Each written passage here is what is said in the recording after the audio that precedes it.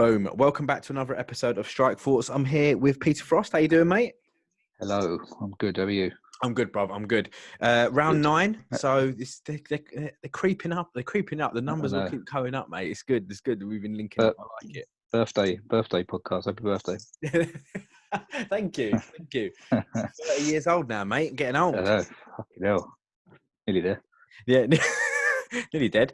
Right. So, what we wanted to do is obviously talk about the last UFC event, mate. It was really, really exciting. I really, really enjoyed it. And then we can finish up by previewing a very big card that's coming on for the weekend that I'm very excited about.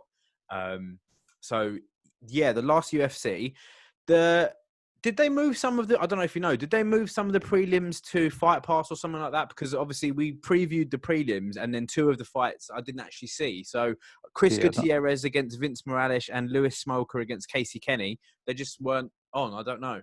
Yeah, I don't know whether it's, sometimes I'll get that. Maybe they was on like, just moved to Fight Pass or something. So I've had it before where I've got ready to like watch some fights on, even on like the other events on just on BT, and you get on there and it's like they're just finishing up a fight. So I don't, maybe the timing and stuff. Yeah, I've seen that before as well. You just rushed it along, yeah. Yeah, you're just thinking who's just had a fight there, and why not be able to watch it? But yeah, maybe onto Fight Pass. I am thinking about getting Fight Pass because I'm paying for like a few subscriptions that I don't even need, and I've got WWE, which I'm not even watching at the moment because it's weird without crowds. So I'm just thinking, right, maybe I should cancel that and move to Fight Pass. Yeah, to be honest, yeah, did it like doing a fucking podcast on it. I know, yeah. Should invest in it. Or maybe I could start a wrestling podcast. Who knows? The first fight of the last event, mate, it was Tim Elliott against Brandon Royval in the flyweight weight class. Really, really good fight. Elliott started to sort of gas in the second round for me. There was a lot of good grappling, and then Royval caught him in a head and arm triangle and tapped him out. I thought Brandon Royval looked banging, mate. Yeah, he did look good, and it was weird, just as you said. I've seen Tim Elliott before. He's like, I've seen him before, and his cardio's fucking banging. But I noticed that as well. Like he started gassing like quite early. I don't know why. Like I don't know how long he's been out. I haven't seen him for a while.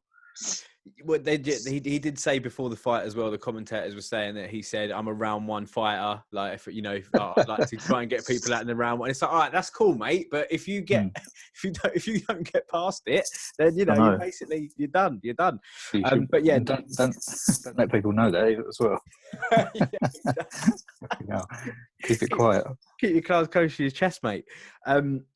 Yeah, but really, really impressive performance from Brandon Royval. They showed a couple of his highlights before, obviously, the fight as well, and he was just fucking catching people in triangles and jumping into guard, and like he looks like a really, really promising young fighter. So really excited about that.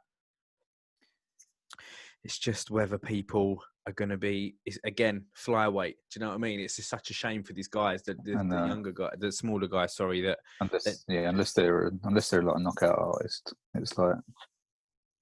It's a struggle, I think. Even other submissions are good. I love seeing these guys that are like top level submission when they're like, you can just tell as soon as it goes to the ground, especially when you hear like Rogan and stuff talking, they're like, oh, he just needs to do this, and they start doing it. Yeah. And it's just like, oh, this ain't just going to be someone just like laying on top of someone, not fucking doing anything. You can just tell there's like certain level. It must be so fucking scary for the other guy. Mad. Just to know that they can get you in any kind of position as well. It's just a crazy situation to be in. With the submission as well, it's so. I think Bisping and DC were on commentary this card, and I do like them when they're together. I like it when Bisping because they're proper. They're like champs, like they are championship level. Yeah. Like both in my top 10, so they know what's going on. And then literally, crack me up. Yeah. I know they're so good. As soon as Brandon got him in the submission, you could be watching it thinking it looks so innocuous, but as soon as he got it in, they were like, "Oh, that's deep." And I was thinking, "Fuck, like, it's mad." Yeah, fucking head and arms, like so fucking good. Even with like, it's a fucking weird one to get. Like when I used to go down the gym, it was like that was my thing, because no matter how big someone is, like it's fucking matter if you've got it in. Like say someone from like a featherweight or lightweight division could get it on like a on a middleweight easy and just fucking hold him in that position. It's just like there's not much you can do apart from obviously when like Rogan says like you answer the phone, you put your arm up to, but even then people if they're strong enough they can just fucking squeeze through it. Mad. Yeah, So absolutely. like, It's very, very. yeah, If you've got a weapon like that in your arsenal, it's like OSP with that Von Flu. Like if you specialize in this one thing, you can fuck people up. Like Ronda should have fucking stayed away from boxing, mate. Stick to the arm bars. Get those arms. No, definitely. Next fight was Jamahal Hill against Clinton Abreu. It was in the light heavyweight division. Pete, it was a pretty quick fight. Jamahal Hill just ran in, rocked him with a big right, rocked him with a big knee, finished with a right hook and a big body knee again. Got him out there in the first round. He looked quite impressive, this geezer. Yeah, he did. Yeah, he looked good. I'm sure he's one of them fighters. You know, I'm sure I've seen him before, but like I can't put my finger on what fights I've seen. But no, yeah, it was good. It was a good performance. Really, really good performance. Yeah. And again, it's just one of those things where you look at the light heavyweight division, and I think I am going to stop doing this soon, hopefully, and just start enjoying the fights. But you just think about the light heavyweight division, and you look at someone like Clinton Abreu, who Jamahal Hill's getting out of there in under one round, and you're thinking, like, right, what's the aspirations? Do you know what I mean? But I just think it's just like so out of order. It is. It's so savage, and I'm just thinking. But then I said that to say this to be like, look, these people, like, not everyone's destined for like greatness. I think there's a lot of fighters there that. They're looking to make a good wage. They're impressive. They want to go out there and put a performance on and then basically just provide like for their family, I guess. But, you know, really just when you're getting out of there in one round and stuff like that, then I'm really, really excited now to see. I'm also looking a lot more at the losers and then really looking out for their next fights as well to see how they bounce back because that's how good stories start. Do you know what I mean? So I think there's more chance, I think, in... sorry, there's more chance in MMA, I think, of being like a journeyman and making something of yourself than in boxing. You know, in boxing, you see these guys. It's almost like they're. I don't think it happens in MMA as much, where like someone's like a stepping stone for someone, or they're set up. Sometimes people look at it that way. They're like, oh, they reckon I'm a stepping stone. But I'm going to show you all and fuck this guy up. But then they do actually do that and like chuck a spanner in the works. Whereas in boxing, you get Anthony Joshua facing these, whatever they are, fucking full-time cab driver or something like that in his first five or 6 or 10 fights. And it's just like he's just knocking everyone out just to get some experience. Whereas that's what I mean, in UFC, it could just be like, oh, this guy's come from somewhere else. He's got 6 losses and he's fighting this up-and-coming kid. But he's got a good chance to beat him. Bang on. Yeah, it's like the last card that we were watching had the geezer that took the fight on a day's notice or whatever, and fucking did well. Do you know what I mean? So you're bang on there. Yeah. So great performance there from Jamahal Hill. With Abreu, obviously we'll see what happens. The next fight was Daniel Rodriguez against Gabe Green in the welterweight division. Gabe Green, again, he was a late addition to this. He took the fight on 4 days' notice, and it was Gabe's first fight since 2018. Rodriguez was throwing some more shots, and like we've always said before, you can sort of tell which one of the fighters looks a little bit sharper, which one's the heavy hitting, and it was Daniel Rodriguez in this one. But mate, taking it on 4 days' notice, he looked all right, old Green. I know, yeah, it's weird. I don't know whether it's. I think a lot of people are in the same boat at the moment. Because I watched the countdown for this weekend's one, and it's like even the coaches, they're like, we're not sure. We're just trying to keep fighters as ready as possible, just in case because they don't know, nothing's really set up like months and months in advance. But he's I think it was Mark Emery, he was saying, no, we just make sure you're ready all the time. So it's like, I don't know how ready these guys are, whether they're just sort of waiting for the call. But it's pretty decent fucking 4 days notice. Yeah, still pretty good. Yeah, well, this is the thing at the moment with Corona and with what's going on and stuff like that. You know, Uriah Faber jumped on the fucking scales the other day. You know, you don't know what's going to happen. That's why I think it's a really, really interesting time at the moment. But obviously, it's a lot easier to put on than, for example, the Premier League, because you got 11 v 11. With this, it's just like, right, one fight is sick, bosh, get him out, let's get someone in. So really, really, I rate Gabe Green for doing that, man, for coming in there, especially when it's his first fight. fight since 2018 as well. But fair play Yeah. to Daniel Rodriguez on a full camp. And yeah, welterweight division there is obviously a stat division, so we'll see what happens. And then the main prelim was Caitlin Chikagian against Antonina Shevchenko. Caitlin was pretty much in total control of this. Lots of sort of rear naked attempts, and Chikagian also just basically outstruck her as well. I think, yeah, Shevchenko not as good as her sister, obviously, but she looked all right. Like, but yeah, bit battered. Exactly. Yeah, Chikagian just outworked it, outclassed her, really. Moving on to the main card, then we had Mackenzie Dern against Hannah Siffers in the women's strawweight. I was watching. This is why I love UFC so much and MMA in general, because you're watching a fight. It looks fairly innocuous. It starts quite slow, and then all of a sudden, a knee bar. Like it's just fucking, it's just mad. Yeah, it was good. That was a great finish. Really, really good. And yeah, what weight was that? Sorry. Mackenzie Dern caught Hannah in a knee bar. Yeah, what weight? Sorry. That was strawweight. Straw, okay. It's a women's strawweight division fight there. So many finishes on this card. It was really, really exciting. So that was another finish that I was just like, fuck yeah, now. Then the next fight came again, Roosevelt Roberts against Brock Weaver. Again, Roberts with a rear naked choke win, just tapped him out. Just mad. Yeah. So many good fights. Next one was Billy Cantillo against Spike Carlisle. This was a catchweight fight, Pete. It was 149.5 pounds against 150 pounds. Mental. Yeah, do you know? I reckon this might have just been one of them ones again, just to get two guys on the card, just say like, look, what do you want to meet at? It was fucking fun. That was like probably the funniest fight on the card, I think. Yeah, me too. I thought it was the best fight. Spike Carlisle ran out in the first round and front kicked Billy in the face. He was off it. Like, that's what I mean. He was just off his head. Like, just fucking complete. I think he's probably one of them first round fighters as well. He's another one. Yeah, I'd like to be in the first round. But yeah, it was just like, it was a mad first round. Really interesting. Spike was pretty much the more active fighter in round one. Big exchanges in the last 10 seconds. And then it was a big third round as well for Billy Carantillo, and he won the fight by unanimous decisions. But really exciting fight. Then we had Blagoy Ivanov against Augusto Sakai. It was the heavyweight. Sakai won by a split decision. There was a massive fence grab in this fight. Yeah. And who shouted? Was it DC or Bisping? One of them shouted. DC.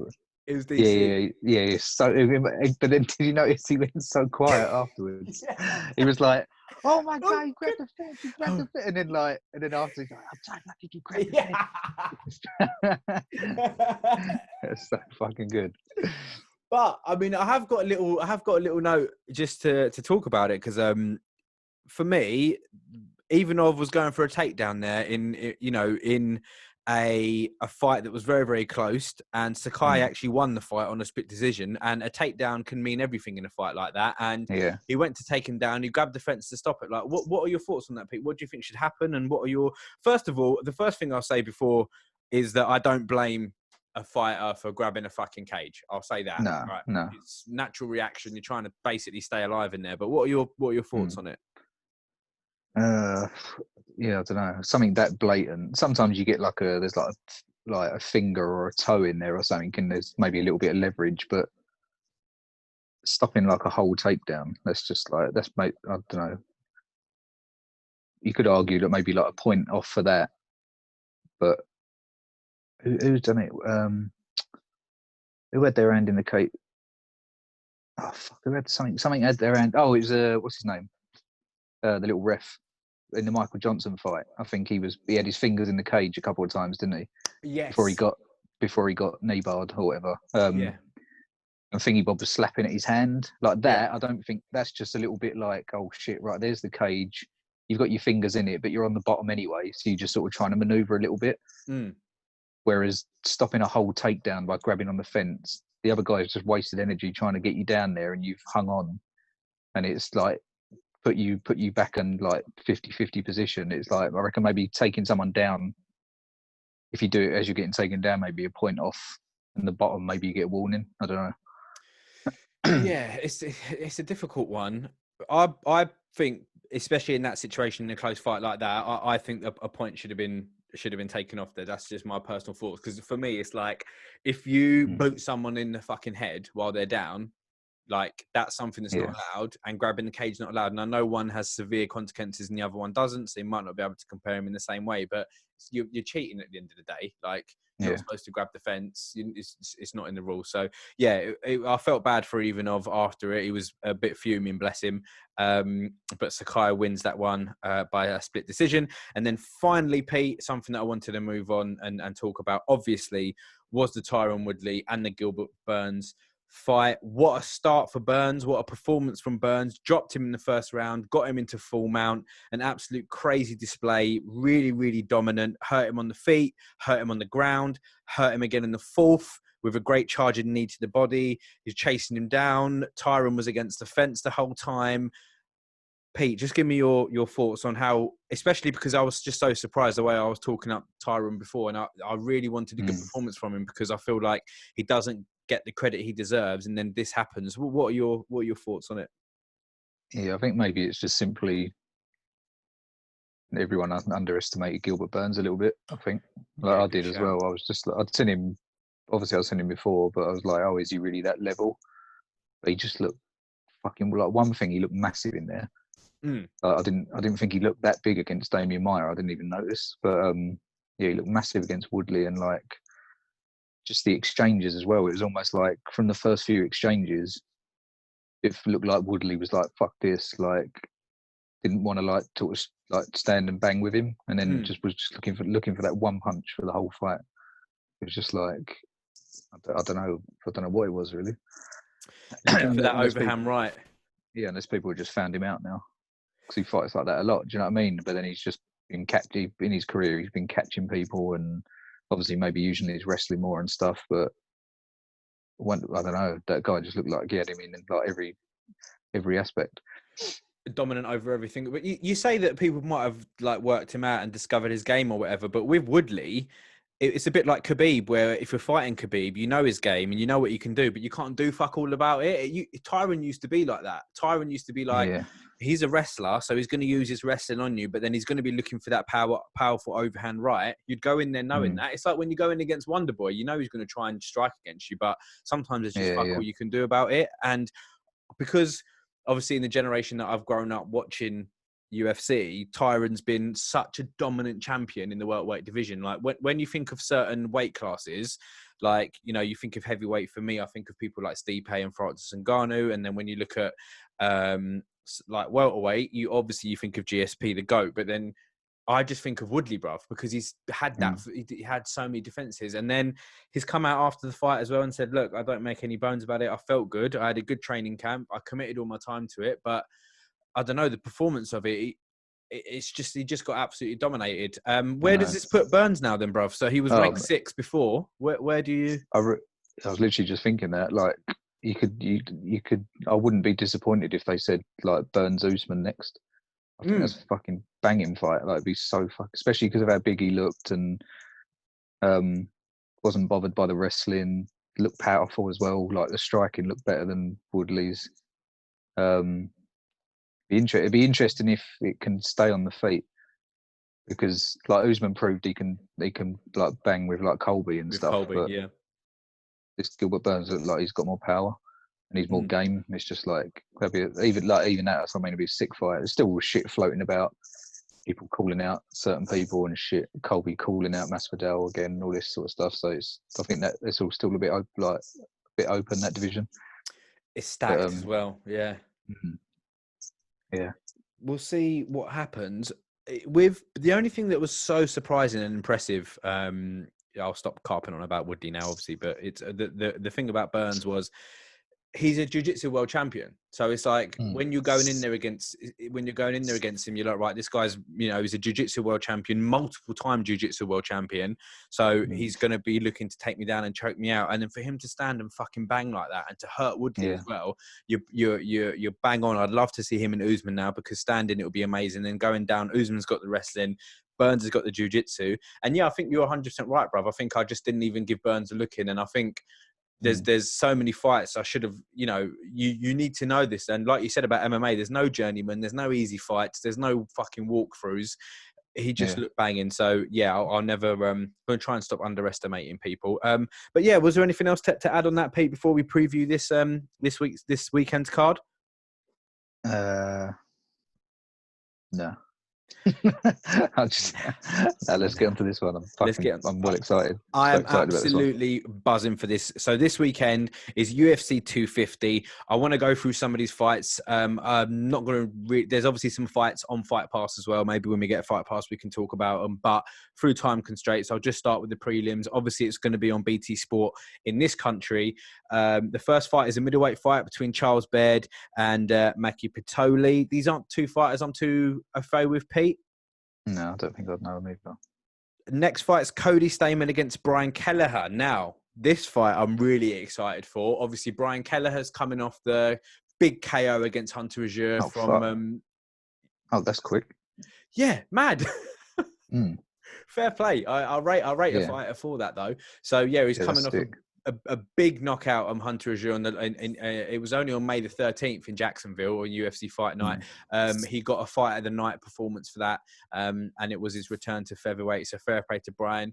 But he's not against someone who hasn't had a lot of success in the division in Cody Stamann. His last fight was a draw against Song Yadong, who's obviously a great fighter.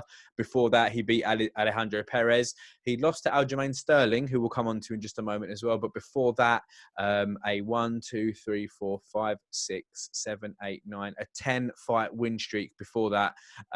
But this is only his 1, 2, 3, 4, his fifth fight in the UFC.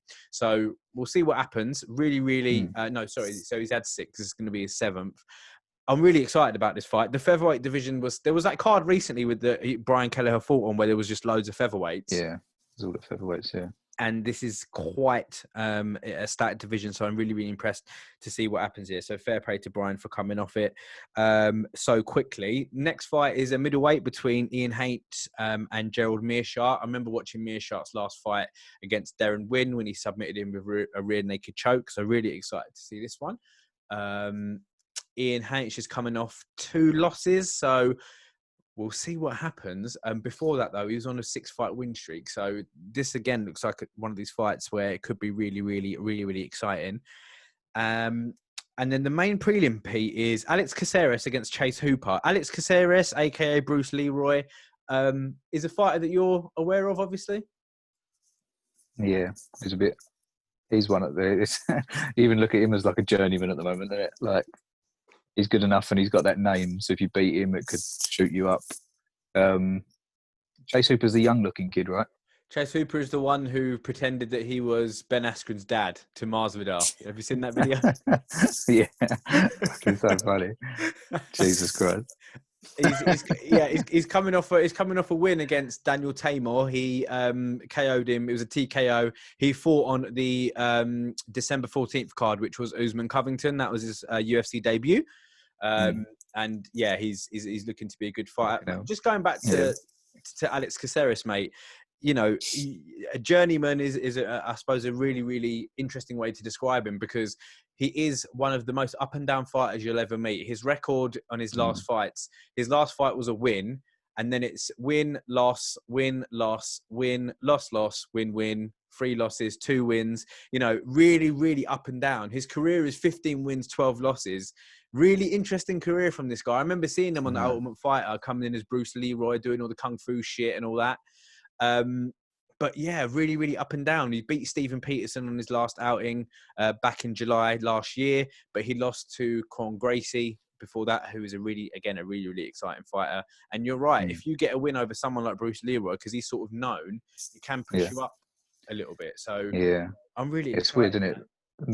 Mentally, that must be challenging as well. Like, imagine going through a camp and being like, right, yes, I got a win back. Then it's another loss. Then you're like, yes, I got a win. Then it's another loss. Yeah. Fuck that. That must be so hard to like. And especially again, because this Hooper, he's like, I think I remember the last fight I watched him in. It's like, he does look like a 12-year-old kid. Yes. But he just don't stop, like going for the takedown and stuff like that. So it's going to be, it's going to be interesting. If that's what I mean. Oh fuck it, yeah. So we don't like to like play things out and like the future, but if Alex Caceres like loses this one, it's like what weights this again? This is featherweight.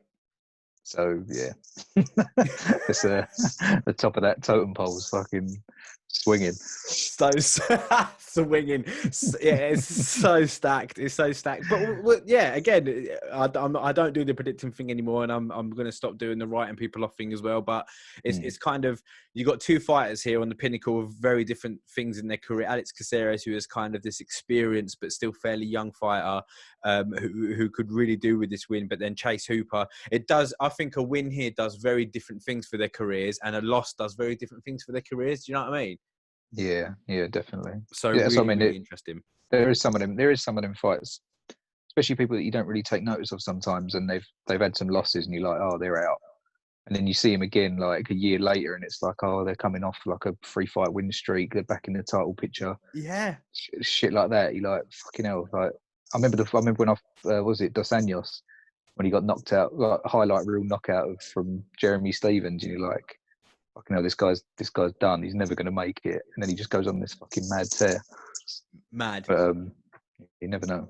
You never know. Yeah, no, you're bang on. But speaking of never knowing and stuff like that as well, like really, really, about fighters I'm really interested in at the moment. If we just move on to the main card, Sugar Shane O'Malley, bruv, Sean O'Malley, like it. Really, really excited to see what happens in O'Malley's career, because people have been talking him up. He's undefeated in his mixed martial arts career, and he's got some really, really impressive wins on his card, obviously. This is going to be... he had a fight on Dana White's Contender Series, then he was in the Ultimate Fighter, and then he fought at UFC 222 and UFC 248. That was in March of this year. After a 2-year layoff, he got Performance of the Night when he beat Jose Nunes. It was a TKO with the head kick and obviously some punches and stuff like that. Like I'm really excited. He's fighting Eddie Wineland, who I'll just get his record up. But yeah, what's your thoughts on Sean O'Malley? Yeah, it's a shame he's not fighting. I know it's not like no disrespect to Eddie Wineland, but he's one of them as well. He's been around. He's been in some like tough fights and stuff. Yeah, no, bang on. But it'd be good if he was fighting someone better, to be honest. Yeah. I want to see him get really tested. But then, as you say, then again, he did come out and say something a bit weird, like that could set him up for a big fucking downfall. Because he was like, "Oh, I'll only fight the good fighters when they pay me enough," or some shit. I can't remember what he said. Right. Some quote. Maybe that was wrong, but it was basically. I think he's saying he's better than what he's fighting at the moment, but he's only going to stay at that level if that's what he's getting paid, something like that. But which is a bit weird for someone. I know he's like confident and cocky and stuff, and you've got to be like that, I guess. But yeah, if he loses, it's like a big fucking slap in the face. Yeah, that's a big.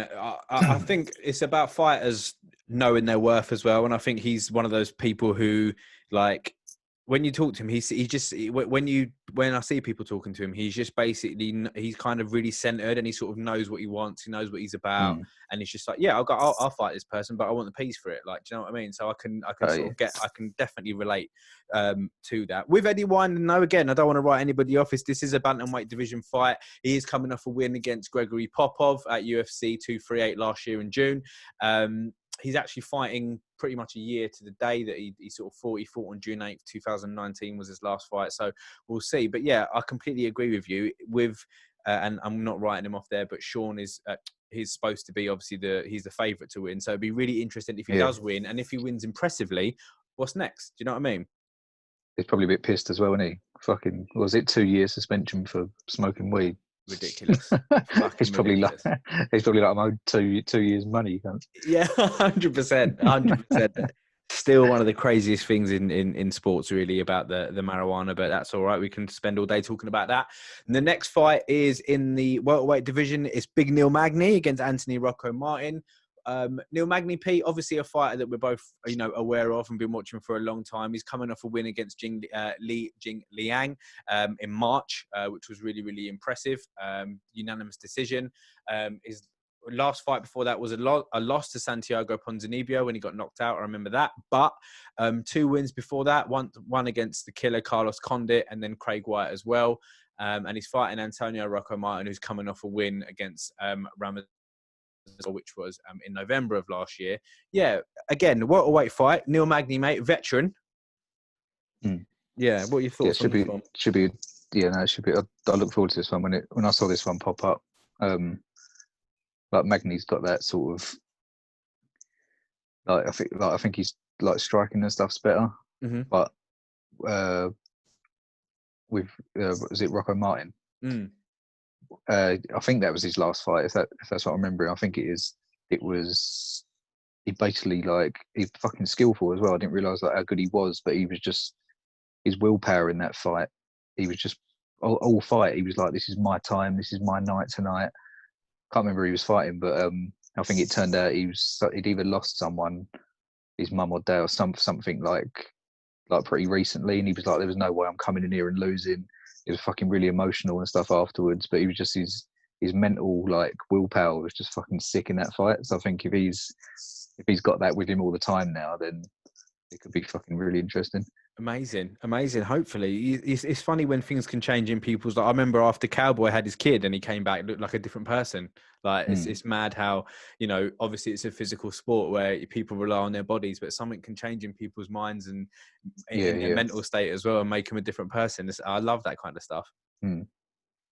Next fight is Aljamain Sterling against Corey Sandhagen. Anytime I watch Aljamain Sterling, I'm really, really excited. One, because obviously he's an absolutely fantastic fighter. And two, because you get to hear Matt Serra in the corner. I love it. Yeah, that's so weird, isn't it?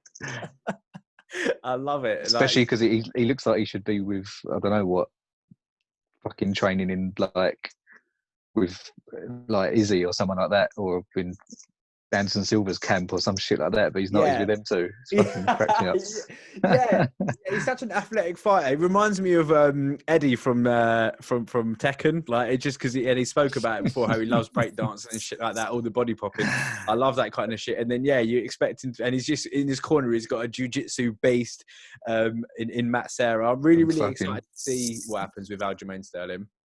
He's coming off a 4 fight win streak in the bantamweight division. He's built Pedro Munoz, Jimmy Rivera. He's beat Cody Stamen, and then he's also beat Brett Johns as well. So it's really, really exciting to see what happens. He's fighting Corey Sandhagen, who hasn't lost in the UFC. He's undefeated in the UFC. His last loss was in the LFA. He's beat Rafael Assunção, which is a bit weird, seeing as in Assunção is on the fight next to him, but it's only because Cody's in it, which we'll come on to in a minute. But yeah, really, really exciting. 4 of the best fighters in the bantamweight division, because the next fight is as we mentioned, Rafael Assunção against Cody Garbrandt. What's your thoughts on this one, Pete? Yeah, I was going to say as well. I don't know how far back you looked. Didn't fucking Assunção bang out Sterling? I can bring that up. Let's have a look. Sure, I saw that in the countdown, which is interesting. Yeah, he did. He beat him in a split decision. So yeah, that's weird. He I think in the highlights he looked like he knocked him out. He must have dropped him. But I know you can't play that off the UFC maths, isn't it? You can't say this person. No, I see your point though.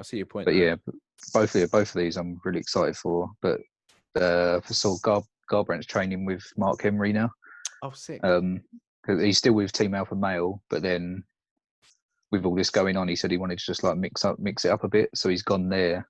I think he travelled. It's 3,000 miles, I think. So he's putting in the effort, and he's going to train with Mark Emery on his striking. And I'm guessing he's doing all his and jiu-jitsu as well. Fucking Ricardo Almeida's there, so he's training with him now as well. So it looks like he's taking shit serious. I'm not saying he wasn't before, but he got a bit hopefully with someone like Mark Emery, he's not. You always get that feeling, haven't it? Once he gets cracked a little bit, he can't help it. He just starts swinging. And with Assunção, it's not someone you want to be doing that with. What happened with Pedro Munoz. Exactly. Coming off the 2 losses to TJ and then coming in against Pedro and rocking Pedro, having Pedro hurt, and then rushing in, kind of seeing red and then getting clocked himself. I think he's made that. He's identified it. He's made that change, and let's hope Mark can get him performing a little bit better. If he wins, then it kind of catapults him back into the title frame, the title picture, I suppose. If he loses, it'll be 4 losses in a row in the UFC, Pete. I think this is probably the biggest fight of his career. Yeah, it's fucking crazy. And I think I'm not sure whether is Aston Sale coming off 2 losses. Is that right? Yeah, he is. Yeah, Corey Sandhagen That's and Marlon Moraes. Yeah, and this is the co? this is the co-main event. Yeah, That's crazy, isn't it? You got a co-main event, someone coming off of 3, someone coming off of 2 losses, but it's still fucking exciting as fuck. Like, it's fucking exactly. crazy. Exactly. It's so Um, exciting. But mate, I remember when Cody come on the scene and beat Cruz, and I remember like seeing him boxing and thinking, right, the hands of this oh guy, yeah, the footwork, the hands, like he's such a good no, boxer. His striking's amazing, and now that he's with such a good striking coach, we'll see what happens. It's the biggest fight, brother, of his career. I'm really excited to see what happens with this. But you can't write off Rafael Assunção. You're right. no, he's one of them people that I writ off ages ago. I was like, oh, I mean, I remember playing with him, not playing with him, sounds a bit weird. Playing with him in one of the UFC games, UFC like games, one of the early ones. And like, he's been around forever, and it's just like, no, this guy is, he's a good fighter, but he's not. He's just going to like fall further and further down the list, and it's just like these fighters just either they get rejuvenated or they just like find a second wind. And it's just they have these other little. I know he's coming off 2 losses, but that's what I mean. Co-main event, everyone's going to be watching. Won't like get an impressive win and you straight back in there again. Exactly. Really, really exciting. So we'll see what happens there. And then the main event, Pete, obviously just to finish off, is the greatest female fighter of all time, Amanda Nunes, against Felicia Spencer. Now, obviously, we can talk up Amanda Nunes, hasn't lost since September the 27th, 2014 against Kat Zingano, has been on an absolutely ridiculous run, beating Shayna Baszler, Shevchenko, Ronda Rousey, Shevchenko again, Raquel Pennington, beating Cyborg, beating Randomly, beating Holly Holm. Like, obviously, we can wax lyrical about her. However, Felicia Spencer, not a bad record at all. She's only ever lost to Chris Cyborg, which is obviously most people have, so there's nothing to be ashamed of there. So is this a fight? Am I just trying to look on the bright side and be optimistic and think it's going to be a close fight, or do you just think Amanda walks through her? Oh, I'm optimistic as well. When these fights come along, all I want to see is a decent fight. I'd love to see that Spencer just put up a fucking really good fight, calls Amanda problems. Yeah. And just like, but then you look at it the other way, Amanda's just like, she's just getting better and better, and she could easily go. I think she's on what's she on now? Like, I can't remember what her streak was or like her defenses. Maybe it was 10. It was either 10. Yeah, she's on a 10-fight win streak. Yeah. That's not that's not defenses though, is it? Or is it?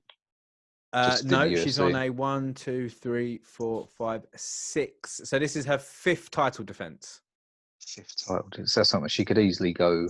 She could easily defend that belt like 10, 15 times and then just retire. It's just like she's that good. It's unless someone really special comes or unless something happens. I think if she's fully focused and she's like hungry still, it's just like. But like, that girl put up a really good fight. I saw the highlights and stuff of the Cyborg fight. She seems really game, like really tough as well. Caught her with like an elbow, like cut her open. But yeah, it's just I don't know. If I like the way she fights, she looks like she bum rushes in a little bit with her eyes closed, like a bit. And Amanda's already said she's like, you don't do that, like don't do that against me on Saturday because if you come rushing in, I'll catch you. It's just like fucking hell, like how scary is that? And it's not bullshit either. It's not. My hands just started sweating thinking about her saying that. Oh.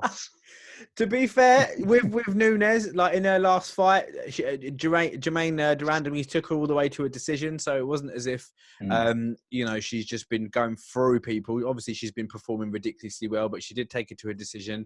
The last fight against Valentina, they went to a decision as well. So, she is the greatest women's fighter of all time, in my opinion. But we'll see what Felicia can do. We'll see. I'm really, really excited for it. Again, I'm not writing anyone off at this point now because UFC's just taught me enough, over time to kind of expect the unexpected. So I am really excited for this card.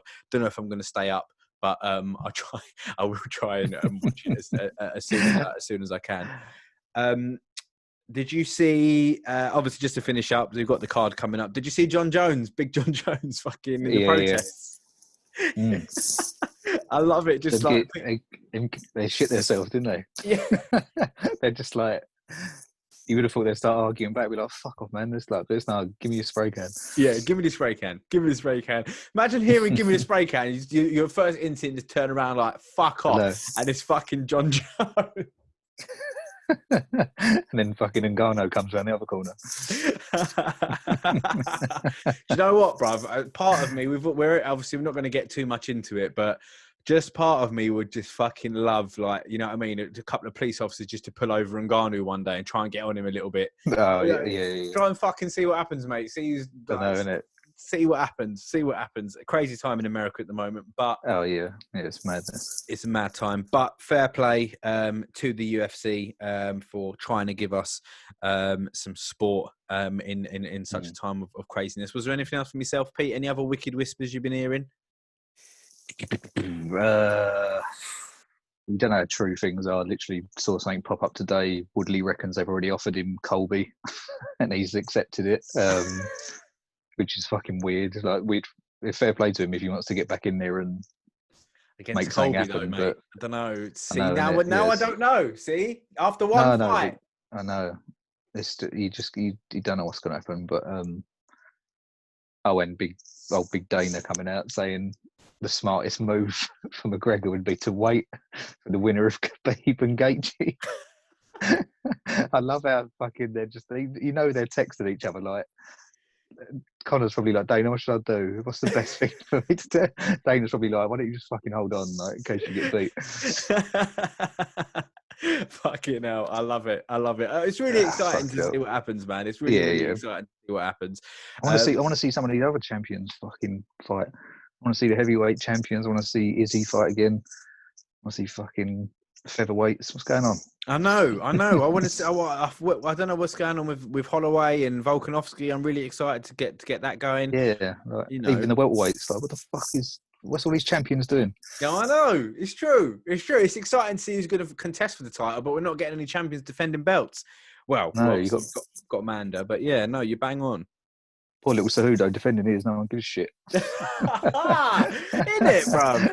Fucking hell. Oh yeah, did you see? Yeah, what's that as well? Is it Petty Yan and Aldo in it? Apparently. Oh, so is that actually? Is Cejudo actually genuinely retired? Yeah, no, he's. I think they've took the titles, or titles. So wait, what's that? That's flyweight and is it flyweight and bantamweight? Bantamweight, yeah. Yeah, so I think it's Yan and Aldo was the first thing I saw come up. He definitely said it was going to be Yan anyway. Right. But they said they might give it to Aldo because of what happened with Moraes. Fair. Where's that lead? Fucking hell, where's that lead flyweight? Yeah. That's going to be even worse now, isn't it? Like, there's no one in there. Well, that's out of order, but I mean, there's no DJ and there's no Cejudo. Yeah, you got, big Brandon Royval. You never know. Could get in there. You know, the thing is, the more fighters we start watching and that kind of stuff, the more we see it. I don't think, again, these weight classes are ever going to be up there getting that heavyweight money, which is a shame. But I think if they just keep it going, I don't think they should get rid of the division. What do you think? No, there'll always be someone coming. To be honest, I think the more educated people get as well. Maybe people coming into the sport and stuff, they're like, don't really want to watch these little guys. Just want to see the knockouts in the heavier divisions. But I still enjoy watching them. Like, definitely, I still enjoy watching this fucking so technical and quick and that. It's just like, it's hard, isn't it? It'd be good if they could put them smaller guys in a fucking smaller ring. like a WWE cage, but a smaller ring comes down in the middle. It would make it fucking more exciting. 10 by 10. Fucking. What did you think of the smaller octagon? I think it's going to be this Saturdays as well, isn't it? Yeah. Yeah. These are both Apex, right? Yeah. Yeah. Nice. It just makes sense anyway. What's the point in? I don't see the point in being in a fucking huge arena like 15,000 people. It's just I like that little that little thing the little setup they've got. It is almost like watching The Ultimate Fighter again. It 100% is. Which was fine. It was just, I love The Ultimate Fighter. You hear like the coaches just shouting. It's like being back in the old days again. It's fucking sick. Yeah, it is sick. And even the cage. It don't know how much smaller it was. But yeah, fucking it makes it more exciting. It does. The only thing is, it's just like, if a title changes hands, it's like one title's been won in one size cage and one title's been won in another size cage. So you can get down into the minutiae of it like that. But at the end of the day, I just think, look, a fight's a fight. They're fighting in a fucking cage. Like, it's just whoever the better fighter is on that day is going to win. Doesn't really matter what they're. Do you know what I mean? It is what it is. You're just trying to. Yeah. It's just the whole grabbing of the fence thing that knocks me a little bit. But hey, we'll leave it there, Pete. Really excited for this week's card. Always good to see one of the greatest of all time in Nunes. Really excited to see O'Malley. Really excited to see Garbrandt back. And yeah, it's just going to be a really exciting card. So we'll get together again after that and have a chat about it. All right. Yes, sweet. Thank you very much for listening. I'll never plug any of the other shows, but if you have listened to all this and watched it, Show Motion Studios, we do 2Ps on a Pod, which is another comedy one. We do The Scene of the Grime, which is a grime podcast. We talk about UK music. I know you're a big fan of that, Pete. And yeah, we're just, you can check us out on all the socials. We're on Instagram now. We're on YouTube as well. And you can listen to us on SoundCloud. That's it from us. We'll be back. Black Lives Matter. Love it. See you later. See you later.